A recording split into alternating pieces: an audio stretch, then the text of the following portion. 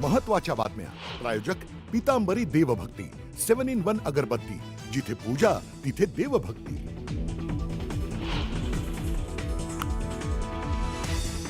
राज ठाकरेंचा Uddhav ठाकरेंना phone. गणपतीच्या दर्शनासाठी येण्याचं दिलं निमंत्रण. पहिल्यांदाच उद्धव ठाकरे राज ठाकरेंच्या घरी बाप्पाचं घेणार दर्शन.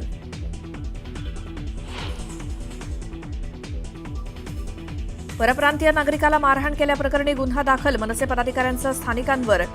नाशिकमध्ये गुन्हे दाखल. वाहनाचा धक्का लागल्यावरनं झाला होता वाद. उजनी धरणातनं सोडलेल्या पाण्यामुळे भीमा नदीनं धोक्याची पातळी ओलांडली. तीर्थक्षेत्र गाणगापूरला पुराचा फटका. गाणगापूर विजयपूर परिसराचा संपर्क तुटला. शेकडो हेक्टर शेती पाण्याखाली. पालघरच्या बोईसरमध्ये रस्त्यावर एकाच ठिकाणी तासाभरात 5 अपघात. दुचाकीस्वार एकाच ठिकाणी घसरले. 12 ते 13 जण किरकोळ जखमी. गणेशोत्सवासाठी कोकणवासीय गावाकडे रवाना. मुंबई गोवा महामार्गावरच्या माणगाव शहरात सलग दुसऱ्या दिवशी वाहतूक कोंडी. वाहनांच्या रांगा लागल्यामुळे प्रवाशांचा खोळंबा. अनेक ठिकाणी आज गणरायाचा आगमन सोहळा. बाप्पाची मूर्ती घेऊन जाण्यासाठी कारखान्यामध्ये गर्दी.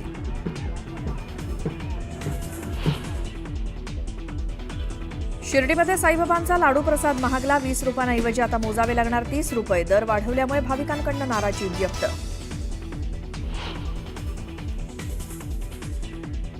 स्मशानभूमीकडे जाण्यासाठी रस्ता नसल्यामुळे नदीच्या पाण्यातून अंत्ययात्रा घेऊन जाण्याची वेळ. नंदुरबारच्या तळोद्यातील धक्कादायक घटना. प्रशासन लक्ष देत नसल्यामुळे संताप. आणि धडाकेबाज क्रिकेटर चेतेश्वर पुजाराची क्रिकेटमधनं निवृत्ती. 15 वर्षांनंतर पुजाराची सर्व फॉर्मॅटमधनं निवृत्तीची घोषणा. मुख्यमंत्री अजित पवार रोखठोक स्वभावाची. पुन्हा एकदा प्रचिती त्यांची आली. लाडकी बहीण योजनेचा गैरफायदा घेणाऱ्या अनेक बोगस लाभार्थ्यांची माहिती समोर आलेली आहे. उपमुख्यमंत्री आणि पुण्याचे पालकमंत्री अजित पवार यांच्या जिल्ह्यामध्ये सर्वाधिक 2,04,000 बोगस लाभार्थी आढळले. याच विषयावरती अजित पवारांना प्रश्न विचारण्यात आला. तेव्हा मग योजना बंद करू का असा थेट सवाल अजित पवारांनी विचारला. दादा बाईट दे ना मग. दादा तुमच्यासाठी चांगलं आम्ही. दादा लाडक्या बहिणीवर बोला दादा.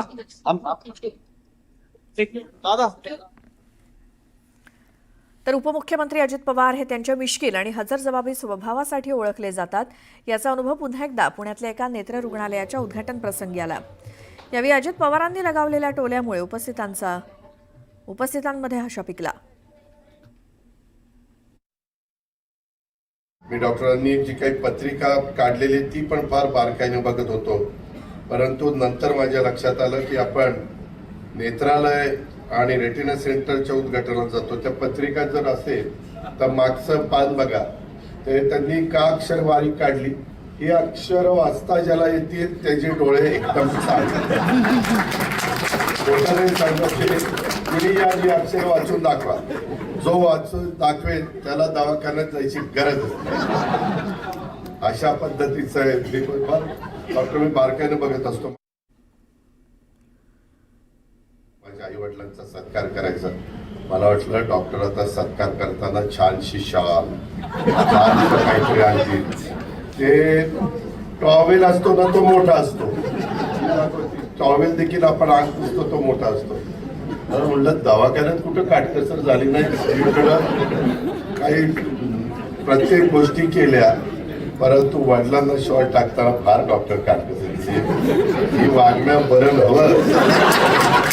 त्यामध्ये डॉक्टर शेवटी या आई वडिलांनी तुम्हाला जन्म दिला म्हणून तुम्ही हे सगळं बघू शकला. म्हणून तुम्हाला ती डिंपल मिळाली. असं करू नका डॉक्टर. बाकीचे मला म्हणतात की ह्याला बोलवायचं म्हणजे काय बोलायला सांगता येत नाही. पण मी खरं बोलत असतो. चुकीचं बोलत नाही. पुढची बातमी. गोपीचंद पडळकर आणि सदाभाऊ खोत यांची दोस्ती सगळ्यांनाच माहिती आहे. अशातच सदाभाऊ खोत यांनी एक मोठं विधान केलंय. माझ्या शरीरात रक्ताचा थेंब बसेपर्यंत आणि शेवटच्या श्वासापर्यंत गोपीचंद पडळकरांच्या सोबत असेन असं सदाभाऊ खोत म्हणालेत. यावेळी पडळकरांबद्दल बोलताना खोत यांना अश्रू अनावर झाले. सांगली जिल्ह्यातल्या वाळवा तालुक्यातील वाटेगावमधील बिरोबा मंदिर सभामंडप उद्घाटनाच्या वेळी खोत बोलत होते.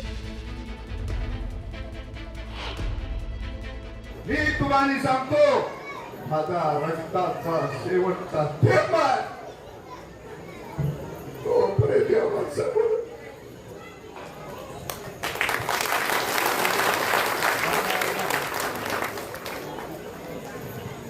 एक सामान्य माणूस मोक्ष करायचा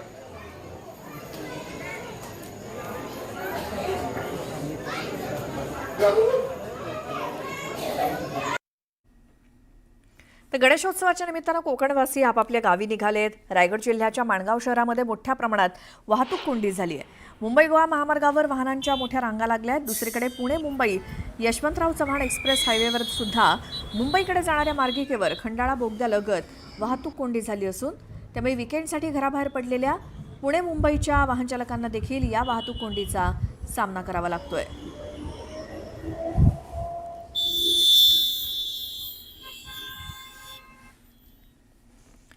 गणेश उत्सवापूर्वीचा शेवटचा रविवार आज असल्यामुळे भाविकांची गणेश मूर्ती मंडपात नेण्यासाठी लगबग सुरू आहे. अनेक मोठ्या गणेश मूर्ती मंडपात नेण्यासाठी भाविकांची कार्यशाळेमध्ये गर्दी झाली आहे. दैनंदिन जीवनामध्ये बंदोबस्त वगैरे पोलीस कर्तव्य बजावत असताना आमच्या घरच्या गणपतीला जायला भेटत नाही, परंतु हा आमचा घरचा गणपती समजून आम्ही सर्व पोलीस दलातले अधिकारी कर्मचारी बाप्पाच्या आगमनासाठी हजर आहोत. परमेश्वराला एवढीच प्रार्थना आहे, बाप्पाकडे एवढीच प्रार्थना आहे की आम्हा सर्व पोलीस दलातील आणि सर्व बांधवांना सुख शांती समाधान देऊ. गणेशोत्सवाला आता फक्त 2च दिवस बाकी आहेत. तर त्या पूर्ण बोलतात ना मंडळाची एकदम लगबग चालूच आहे. तर आता मिनिमम बोलतात 50-60 अशा मूर्त्या आहेत ते तयार झालेले आहेत. ते फक्त आता एक एक करून अशा बाहेर चाललेले आहेत. ऑलमोस्ट सगळ्यांची कामं झालेली आहे. फायनल टचअप चालू आहे. धोतर नेसवायची कामं चालू आहेत. नाही ऑलमोस्ट डन आहे सगळं. मस्त उत्साह आहे एकदम यावेळी आणि खूपच आज टोटल 70 ते 80 गणपती चालले. आता रात्रीपासून चालू आहे सगळ्यांचा जोर आहे, जोशमध्ये सगळे. किती वाजेपर्यंत तुमचं काम चालणार आहे असं? आता रात्रभर आता काल दुपारी आम्ही आलो होतो, आज आम्ही इकडेच आहोत. कधी आला? काल दुपारी. एकदम सगळे जल्लोषात आहेत. कधी आता वाट बघताय बाप्पा यायची ती फक्त चाललं. नाही, सगळे एकदम शांत दिसतात. कारण की आता रिस्ट्रिक्शन पोलिसांनी एवढं दिलं की आम्हाला शांत बसण्याचा पर्याय नाही. ही लोक सांगतात बाहेर जाऊ कसं करणार. तर कोकणामध्ये गणेशोत्सवाची मोठी लगबग बघायला मिळते. मूर्ती कारखान्यांमध्ये मूर्ती बनवण्याची लगबग चालू आहे. सिंधुदुर्गातल्या वेंगुर्ले तालुक्यातील हरिचरणगिरी गावातील कारखान्यामध्ये विविध प्रकारच्या गणेश मूर्ती बनवल्या जात आहेत. गेली 3 वर्षांपासून हेमंत मटकर हे इको फ्रेंडली गणेश मूर्ती बनवत आहेत. कागदाचा लगदा, शाडूची माती, चिकण माती, गोमय अशा विविध मातीच्या माध्यमातून गणेश मूर्ती बनवल्या जातात.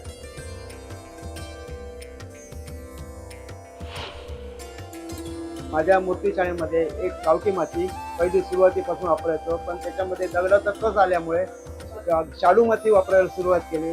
फिनिशिंगला चांगल्या आलेल्या मूर्त्या. एक वर्ष 2 वर्ष मी शाडू मातीत काम केल्यानंतर मला एक सूचना समजली की लगद्याचे गणपती बनवायचे. लगद्याचे गणपती माझ्याजवळ बनवले जातात, गोमयचे बनवले जातात, गाईचं शेण आणि माती, बाकी इतर काही वापरत नाही. अशा पद्धतीने गणपती बनवतो. आणि तिकडे सोलापुरात सुद्धा गणेशोत्सवाची लगबग सुरू आहे. काही दिवसांवरती येऊन ठेपलेल्या गणेशोत्सवासाठी भाविकांनी बाजारपेठेत खरेदीसाठी गर्दी केली आहे. सोलापुरातील टिळक चौक, नवी पेठ, 7 रस्ता, छत्रपती शिवाजी महाराज चौक या परिसरात भाविकांचा उत्साह बघायला मिळतोय. यंदाच्या गणेशोत्सवात पर्यावरणपूरक मूर्तींना विशेष मागणी आहे. घरगुती आणि सार्वजनिक गणेश मंडळांच्या मंडपासाठी रंगीबेरंगी लाईट, सजावटीची झाडं, कृत्रिम फुलं, पेपर डेकोरेशन, थर्माकॉल, प्लास्टिकच्या वस्तूंना देखील चांगली मागणी आहे.